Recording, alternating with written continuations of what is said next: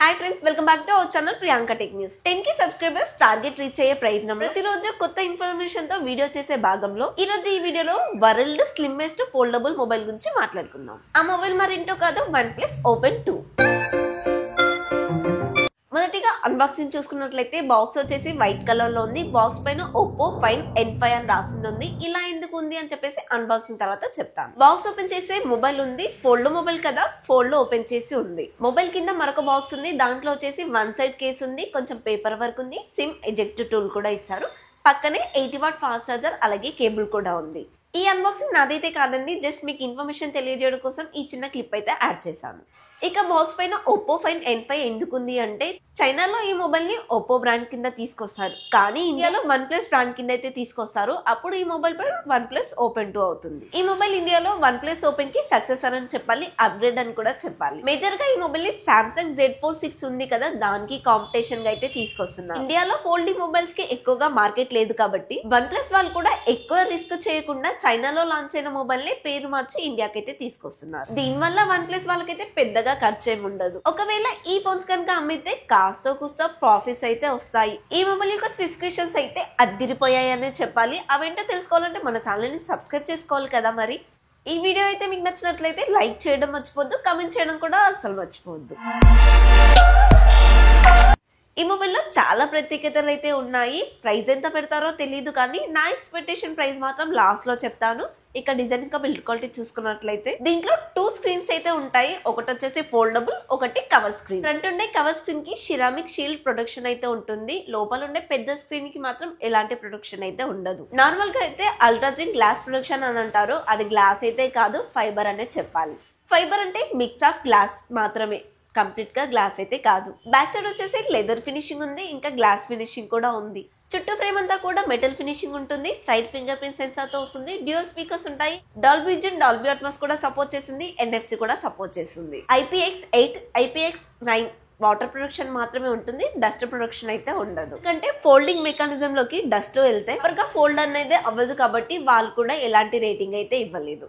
ఈ మొబైల్ యొక్క గ్రేడ్స్ వచ్చేసి సామ్సంగ్ మొబైల్స్ కన్నా తక్కువ ఉంటుంది. ఇంకా ఎక్కువ మాట్లాడితే అసలు ఉండదని క్లైమ్ అయితే చేస్తున్నారు. ఈ మొబైల్ కున్న మరొక ప్రత్యేకత ఏంటంటే మొబైల్ ని ఓపెన్ చేసినప్పుడు జస్ట్ 4.2mm థిక్నెస్ మాత్రమే ఉంటుంది అని చెప్తున్నారు. ప్రపంచంలో ఇప్పటి వరకు కూడా ఏ ఫోల్డింగ్ మొబైల్ కూడా ఇంత తక్కువ థిక్నెస్ తో రాలేదు.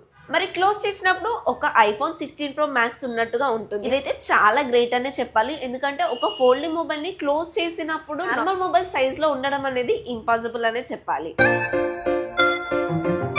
లోపల ఉండే మెయిన్ స్క్రీన్ విషయానికి వస్తే 8.12 ఇంచెస్ LTPO3 OLED డిస్ప్లే అయితే వాడారు. అది కూడా 2.5K రిజల్యూషన్ తో వస్తుంది. 120Hz రిఫ్రెష్ రేట్ అయితే సపోర్ట్ చేస్తుంది. డాల్బీ విజన్ కూడా సపోర్ట్ ఉంది కాబట్టి క్వాలిటీ అయితే సూపర్ గా ఉంటుంది. కవర్ స్క్రీన్ విషయానికి వస్తే 6.4 ఇంచెస్ LTPO3 OLED డిస్ప్లే వాడారు. 120Hz రిఫ్రెష్ రేట్ అయితే సపోర్ట్ చేస్తుంది. 1.2K రిజల్యూషన్ తో వస్తుంది. రెండు కూడా ఫ్లూయిడ్ టెక్నాలజీ మీద వస్తున్న డిస్ప్లేలే. స్నాప్డ్రాగన్ 8 ప్రాసెసర్ 3nm మీద బిల్డ్ అవుతుంది. LPDDR5X RAM technology, UFS 4.0 memory technology, Android 15 మీద రన్ అవుతుంది. 4+5 అప్డేట్స్ అయితే ఇస్తారు అండ్ AI ఫీచర్స్ కూడా ఉన్నాయి. ఇప్పుడు వస్తున్న ఆక్సిజన్ OS iOS లాగా అయితే కనిపిస్తుంది. పర్ఫార్మెన్స్ విషయంలో ఎక్కడ కూడా మీకు కాంప్రమైజ్ అనేది ఉండదు. OnePlus వాళ్ళ సాఫ్ట్వేర్ కూడా స్మూత్ గానే ఉంటుంది. కెమెరాస్ వచ్చేసి మొత్తం 5 కెమెరాలు అయితే ఉంటాయి. బ్యాక్ సైడ్ వచ్చేసి ట్రిపుల్ కెమెరాస్ ఉంటాయి. అది కూడా 3 కూడా 50MP వాడారు. Main camera 50MP, secondary camera 50MP ultra wide sensor, third camera 50MP వచ్చేసి పెరిస్కోపిక్ సెన్సార్ అయితే వాడారు. మెయిన్ కెమెరా అండ్ పెరిస్కోపిక్ కెమెరాలు OS కి కూడా సపోర్ట్ చేస్తాయి. సెల్ఫీ కెమెరాలు అయితే 2 ఉంటాయి. కవర్ స్క్రీన్ మీద అయితే 32MP ఉంటే ఫోల్డ్ ఓపెన్ చేసినప్పుడు మనకి 20MP కెమెరా అయితే ఉంటుంది. మెయిన్ కెమెరా వచ్చేసి 8K 30fps వరకు వీడియో రికార్డ్ చేసే, ఫ్రంట్ వచ్చేసి 4K 30fps వరకు వీడియో రికార్డ్ చేయొచ్చు. కెమెరాస్ అన్ని కూడా హాజెల్బ్లడ్ వాళ్ళ పార్ట్నర్షిప్ తో అయితే తీసుకొస్తున్నారు. హాజెల్బ్లడ్ కెమెరాస్ ని మొత్తం ట్యూన్ అయితే చేస్తుంది. ఒకవేళ మీకు ఆ ఫోటోలు నచ్చకపోతే ప్రో మోడ్ అయితే ఉంటుంది, దాంట్లోకి వెళ్ళి ట్యూన్ చేసుకొని సెట్ చేసుకోండి. సో దానివల్ల మీకు నచ్చినట్టుగా మీ చాయిసెస్ కి తగ్గట్టుగా ఫోటోస్ అయితే తీయగలుగుతుంది. మీరు ఒకవేళ ఐఫోన్ నుంచి OnePlus లాంటి మొబైల్స్ కి వస్తే కనుక మీకు అక్కడ నచ్చకపోతుండొచ్చు. 5600 mAh battery, 80W fast charger support చేస్తుంది. 50W వైర్లెస్ చార్జర్ కూడా సపోర్ట్ చేస్తుంది. ఒక్క మాటలో చెప్పాలంటే ఈ మొబైల్ ఓవరాల్ గా అయితే బాగుంది. ప్రైస్ విషయానికి వస్తే మాత్రం నా ఎక్స్పెక్టేషన్ ప్రకారంగా 1,40,000 అయితే తీసుకొస్తారు. చైనాలో అయితే మినిమం 16 GB వేరియంటే ఉంది. ఇండియాకి వచ్చేప్పటికి మినిమం 12 GB వేరియంటే తీసుకొస్తారు అనుకుంటున్నాను. అలా చూసుకున్నా కూడా 1,35,000 అలా స్టార్ట్ అవుతుంది విత్ కార్డ్ ఆఫర్స్ తో కలుపుకొని. సామ్సంగ్ వాళ్ళు ఫోల్డ్ మొబైల్ అయితే 1,50,000 పైనే ఉంది. ప్రైస్ వేరియేషన్ అయితే ఇక్కడ చాలా కనిపిస్తుంది. మరి 1,30,000 35,000 అలా పెట్టినప్పుడు ఇక్కడ ఒక బ్రాండ్ లాగా కన్సిడర్ చేసి తీసుకుంటారా లేదా అన్నది ఒక డౌట్. అదే యాపిల్ వాళ్ళు ఫోల్డ్ మొబైల్ ని 2 lakhs కి తీసుకొచ్చినా కూడా ఆ బ్రాండ్ వాల్యూని చూసి ఖచ్చితంగా తీసుకుంటారు.